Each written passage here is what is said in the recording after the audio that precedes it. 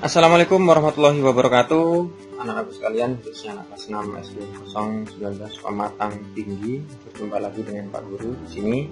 Hari ini Pak Guru akan menyampaikan materi masih tentang tematik ya, yaitu khususnya tema 2, subtema 1, pembelajaran 3 ya. Kali ini kita belajar tentang pembelajaran 3 karena sebelumnya kalian sudah mempelajari tema 2 subtema 1 pembelajaran 2. Kita sekarang masuk ke pembelajaran 3. Langsung saja. Untuk yang pertama yaitu membuat peta pikiran cara tumbuhan menyesuaikan diri terhadap lingkungannya. Nah, ini IPA ya. Tapi peta pikirannya ini adalah bahasa Indonesia. Nah, ini dia peta pikirannya. Cara tumbuhan menyesuaikan diri terhadap lingkungannya sudah Pak Mus terangkan di video sebelumnya video kemarin, video tentang IPA ya. Nah, bagaimana cara tumbuhan menyesuaikan diri terhadap lingkungannya? Ada 5 jenis tumbuhan yang tempat tinggalnya berbeda atau lingkungannya itu berbeda. Yang pertama lingkungan kering, lingkungan berkadar garam tinggi, lingkungan air, lingkungan lembab, dan lingkungan miskin nitrogen. Nah, bagaimana cara menyesuaikan dirinya? Nah, ini yang untuk lingkungan kering, daun tebal atau berubah jadi duri dan sisik. Nah, batang tebal dan memiliki jaringan menyimpan air. Kemudian akar panjang, contohnya kaktus, cocor bebek, dan lidah buaya. Kemudian untuk tumbuhan yang tinggal atau yang hidup di lingkungan berkadar garam tinggi, daun kaku dan tebal, permukaan daun licin, memiliki akar napas, contohnya tumbuhan bakau. Terus kemudian ada tumbuhan yang hidup di lingkungan air, ya, daun lebar dan tipis, batang atau tangkai daun yang berongga, akarnya panjang. Nah, akar panjang di sini belum Pak terangkan kemarin. Akar yang panjang ini contohnya bunga teratai ya. Karena dia tinggal di air, akar yang panjang tadi itu sampai menancap di dasar kolam misalnya. Apa gunanya? Agar supaya si bunga teratai itu tidak terombang-ambing oleh ombak air. Makanya ketika akarnya panjang sampai ke dasar kolam, ya ada gelombang air di kolam itu, bunga teratai itu tidak ikut terombang-ambing. Hanya di situ-situ saja, tidak sampai ke tepi, ke kanan, ke kiri dan sebagainya, tidak goyah. Nah, contohnya tumbuhan yang hidup di lingkungan air adalah teratai, gondok, dan kangkung. Terus kemudian ada tumbuhan yang hidup di lingkungan lembab. Nah, ciri-cirinya daunnya tipis, daun berbentuk melingkar atau menggulung, kemudian batang tidak tampak, contohnya keladi dan tumbuhan paku. Kemudian ada tumbuhan yang tinggal atau lingkungannya di miskin nitrogen. Dia menangkap serangga untuk mendapatkan nitrogen, contohnya Venus. Ada satu lagi sebenarnya contohnya yaitu kantong semar. Nah, ini contoh peta pikiran tumbuhan yang menyesuaikan diri terhadap lingkungannya. Nah, sekarang tumbuhan itu dia ada cara juga untuk melindungi diri. Kenapa? Karena tumbuhan pun tidak lepas atau tidak luput dari incaran predator pemakan tumbuh-tumbuhan. Makanya dia bagaimana cara untuk melindungi dirinya, ada cara-cara tertentu. Yang pertama yaitu memiliki duri ya. Jadi untuk melindungi dari predator atau dari serangan dari hewan-hewan pemakan tumbuhan, nah itu dia melindungi dirinya dengan cara memiliki duri yang sama. Ada tumbuhan yang melindungi diri dengan duri. Duri bisa berada pada batang, buah, atau seluruh tubuh. Contoh tumbuhan yang melindungi diri dengan duri adalah tumbuhan salak dan mawar. Jadi hati-hati kalian, kalau misalnya kalian mau memetik bunga mawar, hati-hati karena dia memiliki duri. Kenapa dia memiliki duri? Dia memiliki duri karena dia sebenarnya tidak ingin diganggu oleh hewan-hewan pemakan tumbuhan. Jadi kalau misalnya hewan itu mau makan bunga mawar, maka akan terkena duri dari mawar tersebut. Jadi itu salah satu cara tumbuhan melindungi dirinya, yaitu dengan memiliki duri. Kemudian yang kedua, cara yang tumbuhan untuk melindungi diri yang kedua yaitu memiliki rambut halus. Memiliki rambut halus ini ya. Ada tumbuhan yang melindungi diri dengan rambut halus. Jika disentuh, rambut tersebut akan dapat menempel di kulit dan menyebabkan gatal. Contoh tumbuhan yang melindungi diri dengan rambut halus adalah tebu dan bambu. Jadi kalau kalian tahu, kalau pernah melihat pohon tebu atau bambu, di situ ada apa? Di sela-sela sini ya, di ruas-ruasnya itu ada nah ini ada apa namanya? Ada penutup ini. Nah, kalau kita buka ini banyak bulu-bulu halusnya di situ. Nah, kalau kena kulit itu akan rasa gatal. Kemudian cara yang ketiga, cara tumbuhan melindungi dirinya berdaun tajam. Ada tumbuhan yang melindungi diri dengan daun yang tajam. Tumbuhan yang berdaun tajam di bagian pinggir daunnya terdapat semacam duri. Contoh tumbuhan yang melindungi diri dengan daun yang tajam adalah lidah buaya dan tumbuhan nanas.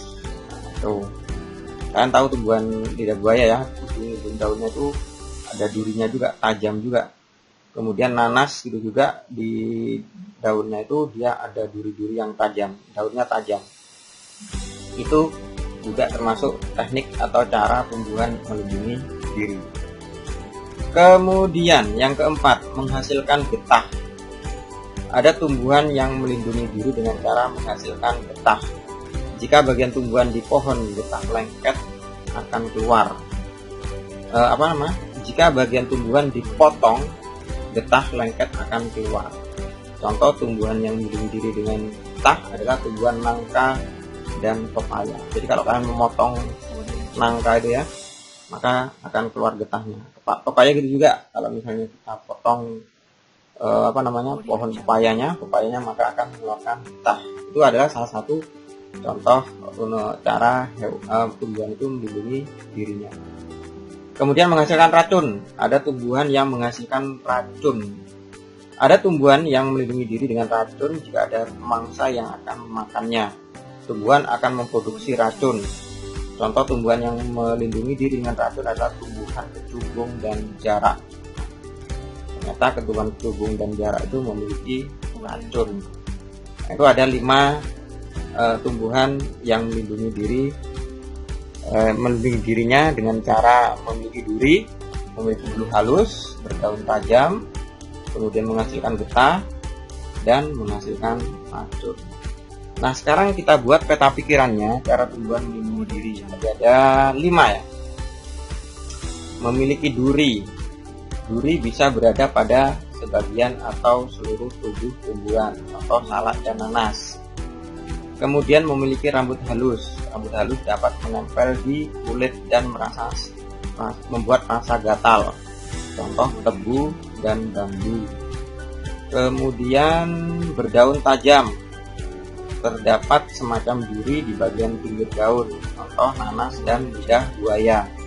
Menghasilkan getah. Bagian tumbuhan akan mengeluarkan getah lengket jika dipotong.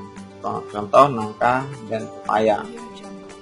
Yang terakhir menghasilkan racun. Racun yang diproduksi tumbuhan berbahaya bagi mangsa. Contohnya kecubung dan jarak. Ini semua adalah cara tumbuhan untuk melindungi dirinya. Jadi bermacam-macam ya. Untuk melindungi diri, tumbuhan itu ada yang memiliki duri, ada yang memiliki rambut halus, ada yang berdaun tajam, ada yang menghasilkan getah, ada yang menghasilkan racun. Selanjutnya, nah ini kita masuk ke materi bahasa Indonesia, membuat laporan hasil pengamatan. Ini sudah sering juga Pak Ku sampaikan di pembelajaran sebelumnya, tapi tidak ada salahnya kalau kita amati. Ini ada satu contoh laporan hasil pengamatan. Laporan kegiatan percobaan, namanya Ciciliem, kelasnya kelas 6, alam anjal Garuda. Objek yang diamati berbagai jenis tumbuhan di sekitar. Kalau dulu kita laporan pengamatan terhadap bunga kaktus ya, tumbuhan kaktus ya. Kalau sekarang berbagai jenis tumbuhan di sekitar. Apa saja komponen-komponen dalam laporan itu? Yang pertama ada judul laporan, kemudian ada namanya, ada kelasnya, ada identitasnya ini ya. Identitas meliputi nama, kelas, alamat. Kemudian ini adalah objek yang diamati. Objek yang diamati berbagai jenis tumbuhan di sekitar. Hasil pengamatannya bagaimana? Nah, ini berarti ada beberapa tumbuhan, tidak satu yang diamati, ternyata banyak di sini. Ada kangkung, ada pohon jati, ada pohon cemara, keladi, bakau, dan tumbuhan jagung. Nah, hasil pengamatannya bagaimana? Tumbuhan kangkung dia tinggal di lingkungan air. Habitat itu tempat tinggalnya ya. Tumbuhan kangkung tinggal di lingkungan air. Cara menyesuaikan diri kangkung itu memiliki rongga udara di tangkai daun agar bisa mengapung. Jadi tumbuhan kangkung itu punya rongga udara di tangkai daun, karena dia bisa mengapung. Kemudian pohon jati dia lingkungannya di habitatnya di lingkungan kering. Cara menyesuaikan diri pohon jati dia menggugurkan daun untuk mengurangi penguapan. Nah, pohon jati ini pada musim kemarau dia biasanya menggugurkan daunnya. Daunnya kan lebar ya, daunnya lebar. Itu kalau musim hujan dia akan dia bersemi kembali tuh daun-daunnya ya. Tapi kalau musim kemarau dia akan menggugurkan daunnya. Kenapa? Untuk mengurangi penguapan. Karena daun itu adalah salah satu sarana untuk menguapkan air yang ada dalam tubuh tumbuhan itu. Jadi kalau banyak daunnya maka nanti bisa jadi air yang ada di dalam tumbuhan tersebut akan cepat menguap. Kemudian tumbuhan yang ketiga adalah pohon cemara. Pohon cemara habitatnya di lingkungan kering. Kemudian cara menyesuaikan diri memiliki daun kuncing untuk mengurangi penguapan. Terus kemudian tumbuhan keladi ya, habitatnya di lingkungan lembab ya. Cara menyesuaikan diri memiliki daun lebar untuk mempercepat penguapan. Karena di lingkungan lembab banyak air, tidak apa-apa kalau punya daun yang lebar. Kemudian tumbuhan bakau, dia habitatnya ada di lingkungan kadar garam tinggi. Cara menyesuaikan diri akar napas muncul ke permukaan untuk mengambil oksigen. Kemudian tumbuhan jagung, dia habitatnya di lingkungan kering. Cara menyesuaikan diri yaitu menggulung daun di musim kemarau ya, digulung daunnya itu untuk mengurangi penguapan. Bisa kalian amati mungkin tumbuhan jagung itu ketika musim kemarau dia akan menggulung daunnya. Nah, ini contoh laporan kegiatan atau laporan hasil pengamatan. Nah, sekarang bagaimana cara tumbuhan melindungi diri? Ini masih lanjutan dari laporan hasil pengamatan tadi ya. Nah, ini bagian yang kedua yaitu cara tumbuhan melindungi diri. Tumbuhan mawar, cara melindungi dirinya yaitu memiliki duri di seluruh batangnya. Nangka mengeluarkan getah yang lengket. Jarak mengeluarkan racun yang berbahaya. Salak memiliki duri di hampir seluruh tubuh. Kelapa mempunyai kulit buah yang keras. Nah, ini tumbuhan, macam-macam tumbuhan dan macam-macam cara untuk melindungi dirinya. Nah, sekarang bisa kita dari informasi penting tadi kita buat sekarang kita masuk ke materi bahasa Indonesia. Bahasa Indonesia yaitu menentukan informasi penting pada teks dalam bentuk peta pikiran. Nah, sini Pak Mus punya teks ya, teks sejarah masih berkaitan dengan proklamasi kemerdekaan. Nah, ini teksnya kita baca bersama-sama. Tokoh-tokoh proklamasi kemerdekaan Indonesia. Proklamasi kemerdekaan menjadi tonggak sejarah bagi bangsa Indonesia. Sejak peristiwa proklamasi kemerdekaan, Indonesia menjadi bangsa yang merdeka, berdaulat, dan bermartabat. Proklamasi kemerdekaan Indonesia diperoleh dari pengorbanan para pejuang. Ini adalah beberapa tokoh proklamasi kemerdekaan Indonesia. Yang pertama adalah Insinyur Soekarno. Nah, Insinyur Soekarno. Siapakah Insinyur Soekarno? Insinyur Soekarno atau dikenal juga dengan Bung Karno lahir di Surabaya pada tanggal 6 Juni 1901. Bung Karno meninggal di Jakarta pada tanggal 21 Juni 1970. Bung Karno diingat masyarakat Indonesia sebagai bapak proklamator pada peristiwa proklamasi. Bung Karno menjadi salah satu penyusun konsep teks proklamasi. Bung Karno juga menandatangani teks proklamasi sebagai wakil bangsa Indonesia. Selain itu, beliau juga membacakan teks proklamasi kemerdekaan Indonesia pada tanggal 17 Agustus 1945. Nah, inilah foto dari Bapak Soekarno ya, Pak Karno yang merupakan sekaligus Presiden pertama Republik Indonesia. Jadi ini Pak Karno itu, Bung Karno ini proklamator kemerdekaan sekaligus Presiden pertama Republik Indonesia. Yang kedua, tokoh kemerdekaan yaitu Dr. Andes Muhammad Hatta. Siapakah Dr. Andes Muhammad Hatta? Dr. Andes Muhammad Hatta atau biasa dipanggil dengan Bung Hatta. Lahir di Bukit Tinggi tanggal 12 Agustus 1902. Beliau wafat di Jakarta pada tanggal 14 Maret 1980. Bung Hatta pernah menjabat sebagai Wakil Presiden pertama Indonesia. Beliau juga dijuluki sebagai Bapak Koperasi Indonesia. Bung Hatta juga memiliki peran dalam proklamasi kemerdekaan Indonesia. Bung Hatta turut menjadi penyusun konsep teks proklamasi. Beliau juga ikut menandatangani teks proklamasi bersama Bung Karno atas nama bangsa Indonesia. Nah, ini adalah foto dari Bung Hatta ya. Nah, dari sini kan, dari teks ini sebenarnya kalian bisa menyimak mana informasi-informasi yang penting, baru kita buat peta pikirannya nanti. Kemudian Ahmad Soebardjo. Siapakah Ahmad Soebardjo? Ahmad Soebardjo lahir di Karawang tanggal 23 Maret 1896 dan wafat pada 15 Desember 1978. Ahmad Soebardjo menjabat sebagai Menteri Luar Negeri Indonesia yang pertama. Ahmad Soebardjo merupakan perwakilan dari golongan tua pada saat proklamasi. Beliau ikut menyusun konsep teks proklamasi bersama Bung Karno dan Bung Hatta. Nah, yang keempat, tokoh proklamasi, tokoh yang proklamasikan bangsa Indonesia, yaitu yang keempat adalah Soekarni. Soekarni lahir di Blitar pada tanggal 14 Juli 1916 dan wafat di Jakarta pada tanggal 7 Mei 1971. Soekarno menjadi salah satu pemuda yang gigih berjuang demi kemerdekaan Indonesia. Soekarni adalah orang yang mengusulkan agar teks proklamasi ditandatangani oleh Bung Karno dan Bung Hatta atas nama bangsa Indonesia. Kemudian tokoh yang kelima adalah Laksamana Tadashi Maeda. Ini orang Jepang. Oh, ini foto Soekarni tadi ya. Ini foto Ahmad Soebardjo. Ini Laksamana Tadashi Maeda ya. Laksamana Tadashi Maeda adalah perwira tinggi Angkatan Laut Kekaisaran Jepang yang turut dalam peristiwa proklamasi kemerdekaan. Jadi dia termasuk Angkatan Laut Kekaisaran Jepang, tapi dia turut serta dalam peristiwa proklamasi kemerdekaan. Beliau lahir di Jepang pada tanggal 3 Maret 1898 dan meninggal di Jepang pada tanggal 12 Desember 1977. Meskipun orang Jepang, beliau membantu proklamasi kemerdekaan Indonesia karena rasa simpati beliau mempersilahkan para pejuang kemerdekaan menyusun konsep teks proklamasi di rumahnya. Jadi meskipun dia orang Jepang, tapi dia sama orang Indonesia ya.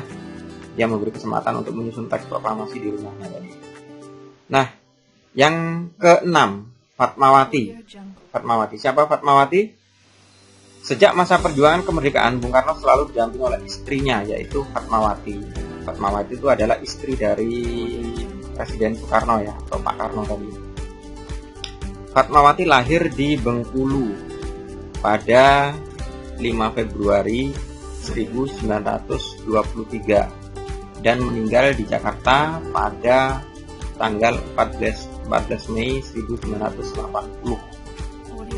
Beliau dimakamkan di Taman Makam Pahlawan Kalibata, Jakarta. Fatmawati memiliki nama asli Fatimah. Fatmawati berperan menjahit bendera pusaka Sang Merah Putih yang dikibarkan pada saat proklamasi kemerdekaan Indonesia. Jadi Fatmawati ini adalah istri dari Presiden Soekarno, Pak Karno ya, istri dari Pak Karno. Kemudian dia juga merupakan yang berperan menjahit bendera pusaka bendera merah putih yang pertama kali dikibarkan pada saat proklamasi kemerdekaan. Nah, sampai sekarang bendera tersebut masih ada ya. Sampai sekarang bendera merah putih yang kita sebut namanya bendera pusaka itu masih ada. Ketika ada gelar upacara peringatan detik-detik proklamasi di istana, biasanya dia ikut juga dibawa oleh pembawa baki bendera itu, cuman tidak dikibarkan. Mengapa demikian? Karena umur bendera itu sangat tua. Jadi kalau kita kibarkan mungkin bukan malah berkibar tapi malah hancur.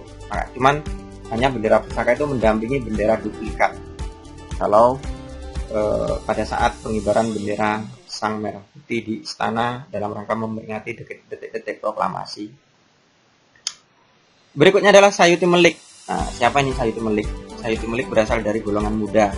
Sayuti Melik lahir pada 22 November 1908 di Sleman dan wafat pada 27 Februari 1989 di Jakarta. Dalam proklamasi kemerdekaan, beliau berperan sebagai pengetik teks proklamasi. Sayuti Melik mengetik teks proklamasi yang ditulis tangan oleh Bung Karno. Jadi Pak Sayuti Melik inilah yang mengetik teks proklamasi tadi, yang mengonsep, yang membuat konsepnya atau naskahnya dibuat tulisan tangan oleh Bung Karno, kemudian diketik oleh Sayuti Melik. Nah, ini fotonya untuk Sayuti Melik. Nah, teman-teman sekalian, tadi sudah kita baca bersama-sama ada 7 tokoh yang berperan dalam proklamasi kemerdekaan bangsa Indonesia. Nah, sekarang kita informasi-informasi penting yang ada dalam teks tersebut bisa kita buat peta pikiran, ya. Nah, peta pikirannya seperti ini. Nah, ini tokoh-tokoh proklamasi kemerdekaan Indonesia. Apa? Nah, apa peran tokoh yang berperan dalam peristiwa proklamasi kemerdekaan? Apa peran tokohnya? Kemudian siapa tokoh-tokoh yang berperan? Misalnya Insinyur Soekarno itu siapa yang memproklamasikan? Presiden Soekarno. Muhammad siapa? Pak Muhammad Hatta itu siapa? Ahmad Subarjo itu siapa? Laksamana Tadasi Maeda itu siapa? Sukarni Kartowiryo itu siapa? Fatmawati siapa? Dan Sayuti Melik itu siapa? Kemudian kapan proklamasi itu dilaksanakan? Proklamasi dilaksanakan pada tanggal 17 Agustus 1945. Kemudian di mana konsep proklamasi itu disusun? Ternyata di rumah Laksamana Tadasi Maeda. Mengapa? Nah, meskipun Laksamana Tadasi Maeda adalah orang Jepang, dia turut membantu mempersiapkan kemerdekaan karena merasa simpati. Terus bagaimana konsep teks proklamasi kemerdekaan Indonesia itu disusun? Nah, siapa? Bagaimana cara konsep teks proklamasi kemerdekaan Indonesia itu disusun oleh Bung Karno, Bung Hatta, dan Ahmad Subarjo? Bagaimana cara menyusunnya? Teks proklamasi ditandatangani oleh Bung Karno dan Bung Hatta atas nama bangsa Indonesia. Kemudian teks itu diketik oleh Sayuti Melik. Nah, ini peta pikiran untuk informasi penting yang ada dalam teks tokoh-tokoh proklamasi kemerdekaan Indonesia. Nah, sekarang bagaimana cara menuliskan kembali informasi penting pada teks? Jadi setelah kita baca teks tadi, terus kemudian kita buat peta pikirannya, kemudian kita bisa membuat kembali sebetulnya menjadi tulisan yang baru. Nah, kita bisa membuat karangan, kita bisa membuat narasinya kembali dalam bentuk teks ini. Nah, ini contoh dari tadi teks itu kita baca, kita ambil informasi pentingnya, kita garis bawahi, kita stabilo, kemudian kita buat peta pikirannya, kemudian sekarang kita menuliskan kembali informasi penting yang ada pada teks. Nah, ini contohnya. Judulnya Tokoh-tokoh Kemerdekaan Indonesia. Kita baca bersama-sama. Peristiwa proklamasi kemerdekaan Indonesia menjadi tonggak sejarah penting bagi Indonesia. Sejak saat ini Indonesia menjadi bangsa merdeka, berdaulat, dan bermartabat. Para pejuang yang merupakan putra-putri bangsa berani memproklamasikan kemerdekaan dengan penuh perjuangan. Para tokoh kemerdekaan tersebut antara lain adalah Insinyur Soekarno, Dr. Andes Muhammad Hatta, Ahmad Subarjo, Laksamana Tadasi Maeda, Sukarni Kartowiryo, atau Wirjo ini bacanya, bukan Wirjo karena ini ejaan lama. Kemudian Fatmawati dan Sayuti Melik. Kemudian kita susun paragraf kedua. Proklamasi Kemerdekaan Indonesia dilaksanakan pada tanggal 17 Agustus 1945. Konsep teks Proklamasi Kemerdekaan Indonesia disusun di rumah Laksamana Tadashi Maeda. Meskipun Laksamana Tadashi Maeda adalah orang Jepang, ia turut membantu mempersiapkan kemerdekaan karena simpatinya yang tinggi terhadap perjuangan Indonesia.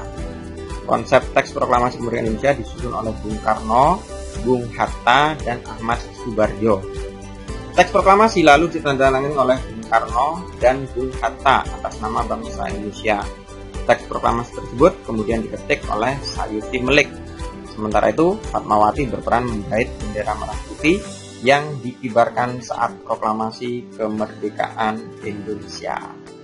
Nah, ini adalah contoh menuliskan kembali informasi penting dari teks tadi. Tadi dari teks kita baca, kemudian kita buat peta pikiran, terus kemudian kita bisa membuat teks tadi dituliskan kembali dalam bentuk paragraf, sebuah cerita. Alhamdulillah anak-anakku sekalian, untuk pembelajaran kali ini sudah selesai, pembelajaran 3. Mudah-mudahan kalian bisa memahami apa yang Pak sampaikan dari awal sampai akhir tadi. Selamat belajar, selamat mengerjakan tugas. Jangan lupa untuk tugasnya kalian kerjakan di buku tema seperti biasa. Terus kemudian diunggah di Classroom. Pak Mus akhiri dulu. Wabillahi taufiq wal hidayah. Wassalamualaikum warahmatullahi wabarakatuh.